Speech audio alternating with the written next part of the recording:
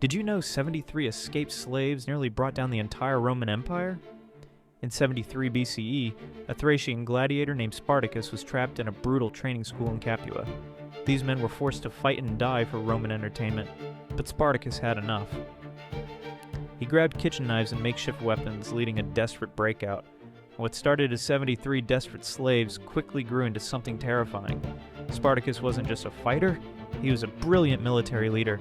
He turned farmers and house servants into disciplined warriors, defeating Roman legion and after Roman legion. Their army swelled to 120,000 rebels, terrorizing southern Italy. Rome panicked. This wasn't supposed to happen. But in 71 BCE, on the slopes of Mount Vesuvius, Spartacus made his final stand. He chose to fight to the death rather than run. 6,000 rebels were crucified along Roman roads, but Spartacus's body was never found.